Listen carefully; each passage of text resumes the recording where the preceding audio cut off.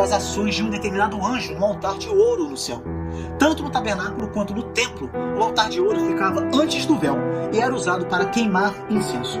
Era esse ministério que Zacarias estava realizando quando foi informado pelo anjo que ele, Zacarias, e sua esposa Isabel teriam um filho. Queimar incenso no altar é uma imagem das orações subindo a Deus. Mas é importante destacar que esta visão se refere às orações de todos os santos, e não somente às dos mártires. Em primeiro lugar, todos os filhos de Deus são santos, separados por Deus, por meio da fé em Jesus Cristo. Também não existe nas Escrituras qualquer ensinamento claro de que as pessoas no céu orem pelos cristãos na terra, ou de que podemos dirigir orações a Deus por intermédio desses santos. Oramos ao Pai por meio do Filho, pois somente Ele é digno.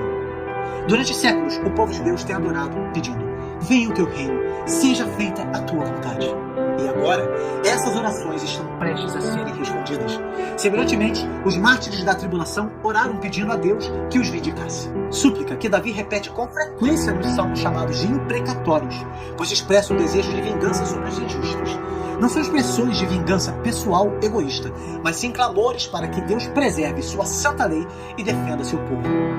No dia da expiação, o sumo sacerdote colocava incenso sobre as brasas do incensário e entrava no Santo dos Santos, levando consigo o sangue do sacrifício.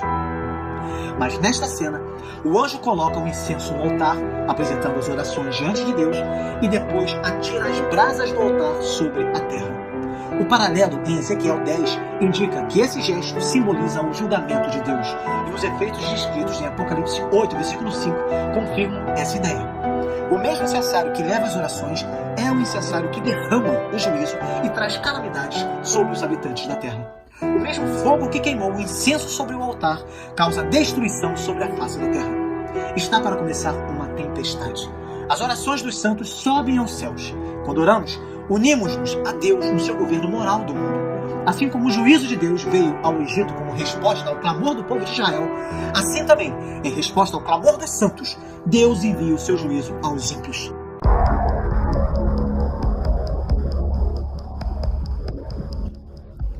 Há uma tempestade de granizo, fogo e sangue que atinge a terra. O profeta Joel também prometeu sangue, fogo e colunas de fumaça nos últimos dias. Ela é semelhante à 7ª praga no Egito, com uma chuva de pedra com fogo. Aqui, porém, acrescenta-se sangue, porque acentua o seu caráter destrutivo. Alguns sugeriram que isso poderia se referir à atividade vulcânica. Outros dizem que é uma tempestade violenta, com o fogo representando o relâmpago e o sangue referindo-se à cor do céu. Adolf Pohl escreve: anuncia-se algo de certa forma horrível. Cidades ardendo em chamas, pessoas se esvaindo em sangue, juízo, vingança, tormentos. A impressão é apavorante. Os resultados do toque desta trombeta são de alcance universal e têm natureza tão prodigiosa e devastadora que não podemos vê-los em nenhum acontecimento da história passada, como querem defender os preteristas totais. Pois, diferente do ocorrido por ocasião da 7ª praga do Egito, aqui esta praga alcança a terça parte da terra, das árvores e de todo o verde do nosso planeta. Segundo Warren Wiersbe, o alvo desse julgamento é a vegetação em geral, as árvores e a relva, sendo que 1/3 de toda a flora é consumida pelo fogo. Pode-se imaginar como isso afetará não apenas o equilíbrio da natureza, mas também o suprimento de comida. O termo grego traduzido por árvores refere-se normalmente a árvores frutíferas, e a destruição das pastagens acabará com a produção de carne e leite.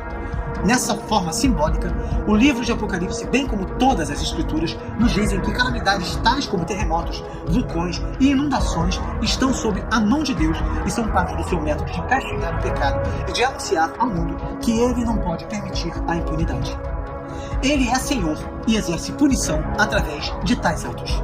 O significado é que o Senhor que está reinando afligirá os perseguidores da sua igreja, desde a primeira até a segunda vinda, com vários desastres que sucederão na terra. Esses eventos não podem ser datados, mas o espaço de habitação das pessoas e seu alimento são duramente atingidos. Esses desastres foram atirados à terra. Esses desastres são controlados no céu. São enviados por aquele que está no trono. Todas as coisas acontecem sob o total controle de Deus. Porém, a destruição ainda é parcial e apenas o prelúdio do fim. ainda há chance de arrependimento. E é importante ficar claro que, à semelhança das pragas literais que ocorreram de fato no Egito, João vê também aqui fatos literais que ocorrerão na história futura da humanidade, pouco antes da vinda do Senhor.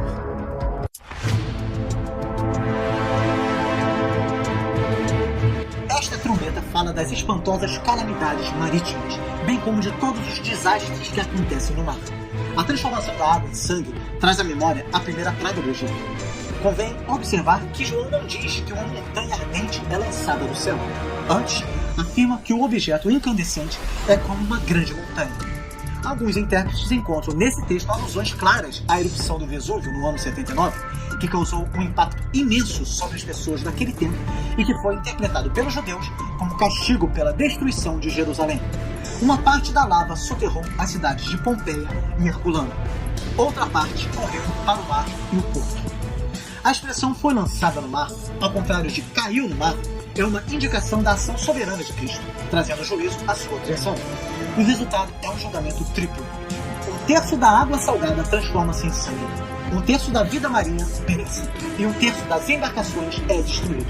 Será uma catástrofe ecológica e econômica sem precedentes. Ao considerar que os oceanos ocupam cerca de 3/4 da superfície da Terra, pode-se imaginar a extensão desse julgamento. A poluição da água e a morte de tantas criaturas afetará imensamente o equilíbrio da vida marinha e, sem dúvida, causará mais problemas sem solução. Assim, é possível imaginar também a repercussão que a destruição súbita de milhares de navios de grande valor terá na indústria marítima. Isso sem falar em suas cargas.